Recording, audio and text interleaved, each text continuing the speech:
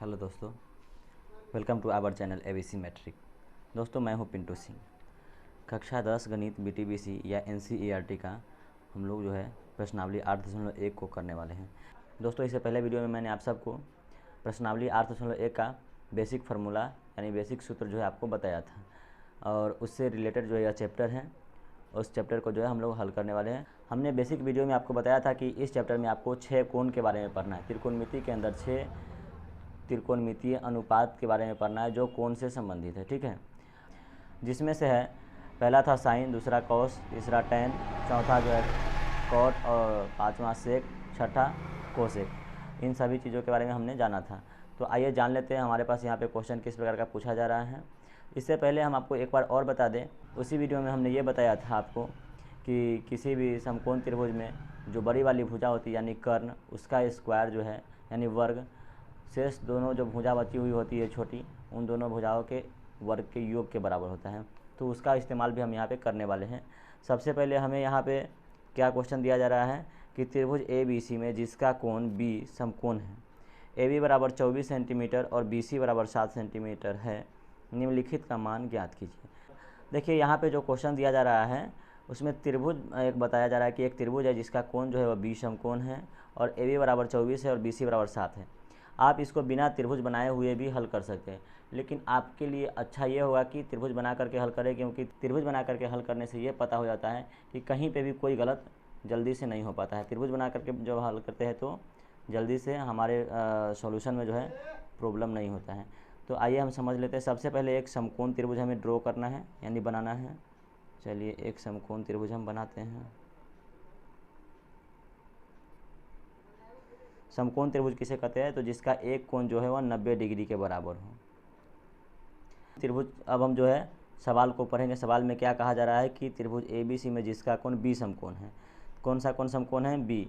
तो जो 90 डिग्री का मान है उस कोण को हम क्या नाम देंगे? बी। अब बाकी आप किसी को भी ए और सी दे सकते हैं, चाहे आप इसको ए दे दीजिए या फिर इसको ए दे दीजिए या इसको सी दे दीजिए, इसको सी दे दीजिए, किसी को भी दे सकते हैं। तो मान लेते हैं हम इसी को ए दे दिए, इसको हम सी दे दिए। अब हम हल करते हैं। यहाँ पे दिया क्या जा रहा है? ए बी बराबर 24 सेंटीमीटर। तो ए बी यहाँ पे है ये, तो इसको हम यहाँ पे लिख दिए 24 सेंटीमीटर। और बी सी बराबर हमें कहा जा रहा है 7 सेंटीमीटर, तो बी सी बराबर 7 सेंटीमीटर। तो ए बी और बी सी दे दिया गया। तो बड़ी भुजा जो है, बड़ी भुजा को हम क्या कहते हैं? कर्ण कहते हैं, या समकोण के जो सामने की भुजा होते हैं उसे कर्ण कहते हैं। और यहाँ पे पाइथागोरस प्रमेय हमने आपको कल बताया था पिछले वीडियो में। किसी भी त्रिभुज का जो है कर्ण का वर्ग जो है वो शेष दो भुजाओं के वर्गों के योग के बराबर होता है। तो लंब का स्क्वायर प्लस आधार का स्क्वायर। चूँकि दोस्तों यहाँ पे आधार और लंब हमें मालूम नहीं है कि आधार और लंब है क्या इसमें, क्योंकि कभी इस कोण के लिए मान कहा जा रहा है ज्ञात करने के लिए, तो कभी इस कोण के लिए मान ज्ञात करने के लिए कहा जा रहा है। तो कभी इस कोण के लिए मान जब कहेगा तो लंब ये हो जाएगा और आधार ये हो जाएगा, और इस कोण के लिए कहा जाएगा तो ये लंब हो जाएगा और ये आधार हो जाएगा। तो इसमें लंब और आधार हमें निश्चित नहीं किया गया है, इसीलिए हम यहाँ पे शेष दो भुजा के वर्गों के योग के बराबर वाले सूत्र से ही ज्ञात करेंगे।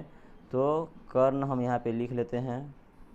इसका अगर हम स्क्वायर को बराबर के उसे ट्रांसफ़र करें तो रूट हो जाएगा। अब लंब का जो है सूत्र क्या होता है? यहाँ पे लंब जो है दिया हुआ है, या किसी भी एक भुजा को आप लंब के जगह पे लिख सकते हैं।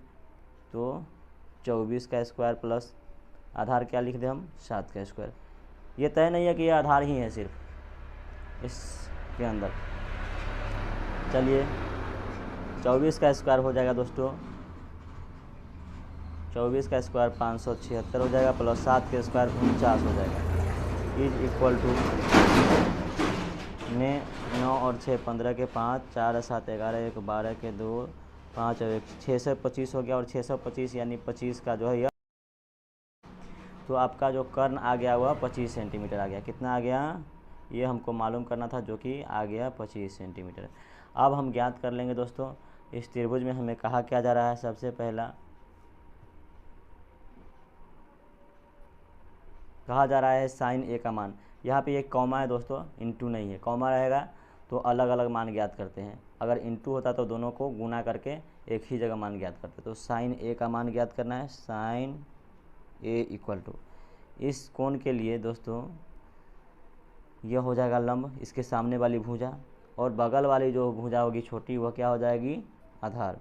तो लंब बटे कर्ण होता है साइन थीटा बराबर, यानी साइन ए बराबर लंब बटे कर्ण होगा। तो लंब क्या हो गया यहाँ पे इस कोण के लिए BC, तो BC बटे कर्ण क्या होगा सभी के लिए AC ही होगा, क्योंकि कर्ण किसी के लिए भी नहीं बदलता है एक समकोण त्रिभुज में। BC का वैल्यू कितना है 7 सेंटीमीटर बटे AC का वैल्यू 25 सेंटीमीटर। तो 7 बटे 25 पहला अनुपात हमें मालूम चल गया। अब इसी प्रकार से हम दूसरा अनुपात मालूम करते हैं। दूसरा क्या है cos A ज्ञात करना है, cos A।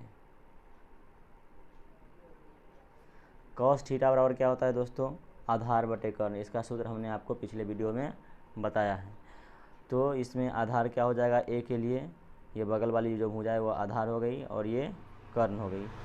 तो AB बटे कर्ण क्या है AC is equal to AB का वैल्यू आपको 24 सेंटीमीटर है और AC का वैल्यू आपको 25 सेंटीमीटर है, यानी 24 बटे 25।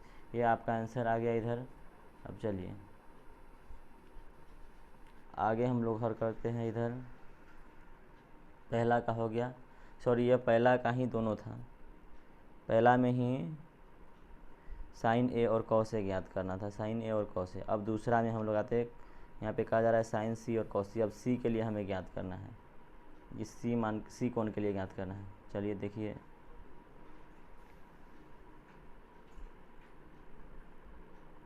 साइन C इक्वल टू क्या होगा, साइन थीटा का मान तो लंब बटे कर्ण ही होगा। तो लंब क्या है इस कोण के लिए, लंब यहाँ पे ये आ जाएगा और कर्ण ये आ जाएगा। तो लंब बटे कर्ण इक्वल टू लंब जो है AB है बटे कर्ण हो गया AC इक्वल टू लंब इसके लिए AB का मतलब 24 बटे 25 आ गया। एंड इसका cos C हमको ज्ञात करने के लिए बोला जा रहा है। साइन C तो हो गया, दूसरे क्वेश्चन में ही cos C भी ज्ञात करना है। तो इसके लिए सूत्र हो जाएगा आधार बटे कर्ण, आधार इसके लिए क्या हो जाएगा C के लिए BC बटे कर्ण क्या हो जाएगा AC। अब चलिए BC का वैल्यू क्या है यहाँ पे 7, तो 7 बटे 25। तो एक ही त्रिभुज में अलग अलग कोण के लिए अगर हमको मान ज्ञात करना रहेगा तो जो इस कोण के लिए लंब हो जाएगा वह इस कोण के लिए आधार हो जाएगा, और इस कोण के लिए जो लंब होगा वह इस कोण के लिए आधार हो जाएगा। इस प्रकार से आप ये पहला क्वेश्चन का जो है सॉल्यूशन देख सकते हैं। अब हम लोग दूसरे क्वेश्चन के लिए अगले वीडियो में मिलते हैं। तब तक के लिए जय हिंद। चैनल को सब्सक्राइब कीजिए और वीडियो को लाइक कीजिए और देखते रहिए ABC मैट्रिक चैनल।